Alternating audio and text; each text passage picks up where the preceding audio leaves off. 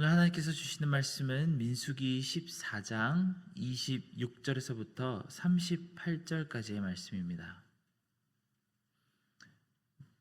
민수기 14장 26절부터 38절까지의 말씀을 저와 여러분이 한 절씩 교독하시고 마지막 38절을 함께 읽도록 하겠습니다. 여호와께서 모세와 아론에게 말씀하여 이르시되 나를 원망하는 이 악한 회중에게 내가 어느 때까지 참으랴. 이스라엘 자손이 나를 향하여 원망하는 바 그 원망하는 말을 내가 들었노라. 그들에게 이르기를 여호와의 말씀에 내 삶을 두고 맹세하노라. 너희 말이 내 귀에 들린 대로 내가 너희에게 행하리니 너희 시체가 이 광야에 엎드려질 것이라. 너희 중에서 20세 이상으로서 계수된 자 곧 나를 원망한 자 전부가 여분네의 아들 갈렙과 눈의 아들 여호수아 외에는 내가 맹세하여 너희에게 살게 하리라 한 땅에 결단코 들어가지 못하리라. 너희가 사로잡히겠다고 말하던 너희 유아들은 내가 인도하여 드리리니 그들은 너희가 싫어하던 땅을 보려니와 너희의 시체는 이 광야에 엎드려질 것이요 너희 자녀들은 너희의 반역한 죄를 지고 너희 시체가 광야에서 소멸되기까지 40년을 광야에서 방황하는 자가 되리라. 너희는 그 땅을 정탐한 날 수인 40일의 하루를 1년으로 쳐서 그 40년간 너희의 죄악을 담당할지니 너희는 그제서야 내가 싫어하면 어떻게 되는지를 알리라 하셨다 하라.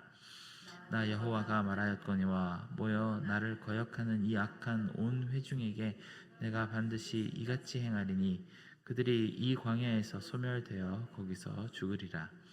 모세의 보냄을 받고 땅을 정탐하고 돌아와서 그 땅을 악평하여 온 회중이 모세를 원망하게 한 사람 곧 그 땅에 대하여 악평한 자들은 여호와 앞에서 재앙으로 죽었고 함께 읽겠습니다. 그 땅을 정탐하러 갔던 사람들 중에서 오직 눈의 아들 여호수아와 여분네의 아들 갈렙은 생존하니라. 아멘. 우리 성경적인 세계관 속에서 말이란 굉장히 커다란 능력을 가지고 있습니다. 하나님은 말씀으로 세상을 창조하셨고 많은 선지자들은 그 글을 남길 때 푸른 마르고 꽃은 시들지만 이 세상이 무너져 내리는 한이 있어도 주님의 말씀은 영원할 것이라고 강조해서 말합니다. 보통 세상에서 우리가 말을 사용할 때는 그저 사람들이 자신의 마음 상태를 표현하고 다른 사람들의 마음에 호소하거나 아니면은 이 상황을 논리적으로 설명하는 정도로 사용합니다만 성경 속에서 나오는 말은 그보다 훨씬 더 큰 범주를 다룹니다. 특별히 하나님의 말씀은 그저 언어적인 표현 범주를 훨씬 뛰어넘는 그런 의미를 가지고 있습니다. 말씀은 하나님의 지혜를 뜻하고 주께서 만드신 이 세상이 흘러가는 법칙을 의미하며 처음부터 끝까지 완성적으로 결정된 그 섭리를 우리에게 가르칩니다. 그뿐만이 아니라 예수 그리스도의 실체를 하나님의 말씀이라고 설명하는 사도 요한의 설명에 더해 하나님의 말씀이란 하나님의 그 자체인 것처럼 나타나기도 합니다. 하나님의 말씀 속에는 하나님의 성품과 속성이 그대로 담겨 있습니다. 이런 말씀하시는 하나님의 그 한마디 말씀은 우주보다도 더 커다란 무게가 담겨 있음을 성경은 우리에게 가르쳐 줍니다. 하지만 무슨 말을 하는지는 하나님에게만 중요한 것이 아닙니다. 성경에는 지속적으로 인간이 하나님에게 호소하거나 간구하는 말 때문에 하나님께서 직접 움직이시거나 하나님의 마음이 동하신다고 표현하기 때문입니다. 우리는 출애굽기를 보면서 하나님께서 이 백성들이 고통 중에서 울부짖는 그 소리를 들으셨다고 하는 말씀을 보았습니다. 하나님은 이미 이 백성들을 다 이끌어서 가나안 땅으로 가게 하실 계획을 가지고 있으셨지만 또한 이 백성들이 불쌍히 여겨달라고 하는 그 간구의 소리를 들으시고 커다란 능력으로 여러 기적을 베푸시며 노예 신분으로부터 해방시키신 그 동기가 바로 그들이 울부짖는 소리를 하나님께서 들으셨기 때문입니다. 우리 하나님은 말씀하시는 하나님이시자 동시에 들으시는 하나님이십니다. 그러니 우리 또한 어떤 말을 하나님 앞에서 내뱉는지에 대해 큰 경각심을 가지고 있어야 함이 분명합니다. 우리가 내뱉는 말 중에 어느 것 하나 하나님이 듣지 않으시는 말이 없을 것입니다. 심지어 우리 마음속에 맴도는 생각마저도 다 알고 계시는 하나님이시기 때문에 우리가 입으로 하는 말에 대해서는 항상 조심하라는 것이 성경에 반복된 가르침입니다. 하지만 우리가 며칠째 보고 있는 이 에피소드 가운데에는 부정적인 말이 재앙을 낳는 것을, 그 예를 우리가 묵상하게 됩니다. 애굽 땅에서 나온 후에 이스라엘 백성이 광야에서 지은 죄는 대부분이 입으로 지은 죄라는 사실을 우리는 알 수 있습니다. 하나님의 능력을 의심하는 말을 하고 불평하며 심지어 하나님이 주신 언약 따위는 필요 없다는 것처럼 말을 합니다. 특히 이번 일은 입으로 죄를 크게 범했기 때문에 하나님이 진노하시게 된 사건입니다. 가나안 땅에 들어가 칼로 멸망당하느니 이 광야에서 죽는 것이 낫고 이집트에서 종살이하다 죽는 것이 낫다고 말을 합니다. 이런 종류의 말들은 하나님이 아니고 그 어떤 존재라도 정말 참기 어려운 말임이 분명합니다. 이 안에는 아무런 존중이 담겨 있지 않고 하나님에 대한 두려움이 없는 그런 말을 하고 있습니다. 그리고 하나님께서 27절에는 이렇게 말씀하십니다. 나를 원망하는 이 악한 회중에게 내가 어느 때까지 참으랴? 이스라엘 자손이 나를 향하여 원망하는 바 그 원망하는 말을 내가 들었노라. 원망하는 말을 내가 들었다. 참 무서운 말이 아닐 수 없습니다. 여러분도 혹시 그런 적 있지 않으신가요? 뒤에서 누군가에 대해서 원망이랑 비판하는 말을 열심히 했는데 말을 하는 그 당사자, 대상이 안 듣고 있다가 굳게 믿었던 적이 혹시 없으신가요? 그런데 나중에 알고 보니까 다 듣고 있었다거나 아니면 누군가가 있는 그대로 전달을 했기 때문에 나중에 정말 곤란하게 되는 일이 종종 있죠. 특히 요즘은 카톡방에 잘못 이렇게 보냈다가 낭패를 보는 경우도 종종 있다고 합니다. 우리는 근본적으로 어떤 대상이든 내가 하고 싶은 말만 들었으면 좋겠고 숨기고 싶은 말은 안 들었으면 좋겠다는 생각을 하게 마련입니다. 가장 지혜로운 것은 그럼 차라리 말을 안 하면 안전한 것인데 꼭 그것을 입 밖으로 꺼냈다가 굉장히 어려운 일을 당하는 일이 인간 사회에서도 생기게 됩니다. 그렇다면 하나님은 어떻습니까? 우리가 하는 말과 생각과 마음의 태도가 하나님께 드리기에 합당하지 않은 것이 우리 속에 있는 줄은 알지만 여전히 떨쳐내지 못하는 것이 있습니다.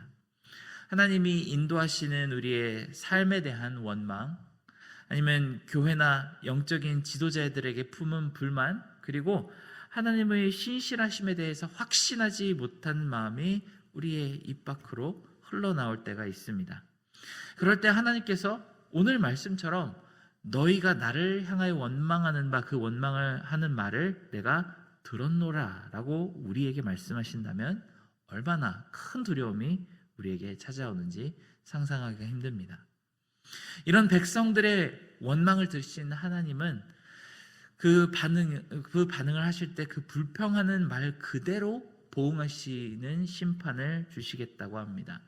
31절부터 보면 너희가 사로잡히겠다고 말하던 너희 유아들은 내가 인도하여 드리리니 그들은 너희가 싫어하는 땅을 보려니와 너희 시체는 이 광야에 엎드려질 것이요 너희 자녀는 너희가 반역한 죄를 지고 너희 시체가 광야에서 소멸되기까지 40년을 광야에서 방황하는 자가 되리라 라고 말씀하십니다.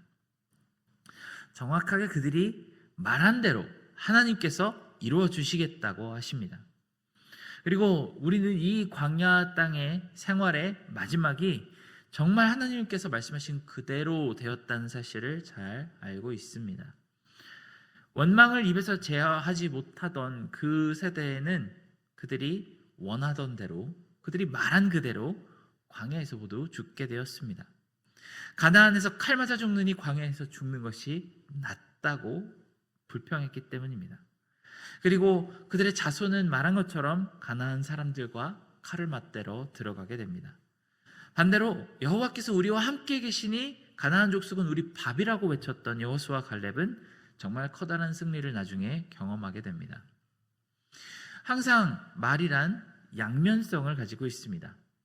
그 한마디 말이 살리는 말이 될 수도 있고 죽이는 말이 될 수도 있습니다. 하나님의 말씀도 마찬가지입니다. 하나님께서 심판을 말씀하실 때도 있고 은혜와 회복을 말씀하실 때도 있습니다. 그리고 하나님의 말과 우리의 말은 상호 연결성을 가지고 있습니다. 하나님의 은혜에 감사하는 말을 많이 올려드리면 올려드릴수록 우리는 더욱 감사할 일이 많이 생기는 한편, 원망과 불평을 하면 할수록 우리는 더 깊은 수렁으로 빠져드는 것을 자주 경험할 수 있습니다. 왜냐하면 하나님께서 우리의 말을 귀 기울여 듣고 계시기 때문입니다. 예수님은 자주 너희 믿음대로 될지어다라고 가르치셨습니다. 이 말씀을 듣고 믿음을 입으로 고백한 사람들은 기적을 선물로 받았습니다. 반대로 하나님을 말로 시험하던 율법주의자들은 심판과 재판과 꾸지람과 비판을 주님으로부터 받습니다. 우리 각자가 가진 믿음이 언행으로 연결되고 이런 전체적인 우리 말과 행동이 하나님과의 우리의 관계를 발전시킬 수도 있고 후퇴시킬 수도 있습니다. 그리고 하나님과 우리의 관계가 얼마나 가까운지에 따라 우리의 삶의 색채가 완전히 달라져 갑니다. 하나님과 멀면 멀수록 우리의 삶은 삭막한 광야의 색깔로 채워질 수도 있고, 하나님과 가까워지면 가까워질수록 우리 삶은 젖과 꿀이 흐르는 약속의 땅의 형형색색으로 채워지게 됩니다. 이 때문에 성경은 입으로 시인하는 믿음이 얼마나 중요한지 여러 번 강조합니다. 사랑하는 여러분, 하나님의 귓가에 우리의 어떤 말이 들리시길 원하십니까? 아니면 더 정확하게 우리의 했던 말들 중 어떤 것이 그대로 이루어지기를 원하십니까?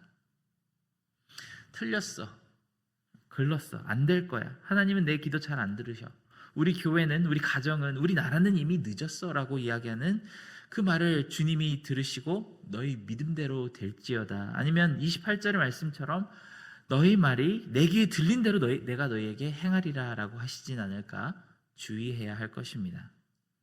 하지만 여호수아와 갈렙처럼 우리 스스로에게 능력이 없지만 하나님께서 함께 하심으로 우리는 결국 승리할 것이라고 고백하는 말을 들으시고 응답하시는 하나님을, 그 은혜를 우리는 마주하게 되기를 원합니다. 그러므로 오늘 아침에 함께 기도하시면서 마치 이사야가 하나님을 배웠을 때처럼 우리 입을 살아있는 숯으로 정결하게 만들어 달라고 간구하시는 그런 귀한 시간이 되기를 축원합니다. 하나님께서 우리의 말씀을, 우리의 말을 듣고 그대로 이루어 주실 줄을 확신합니다.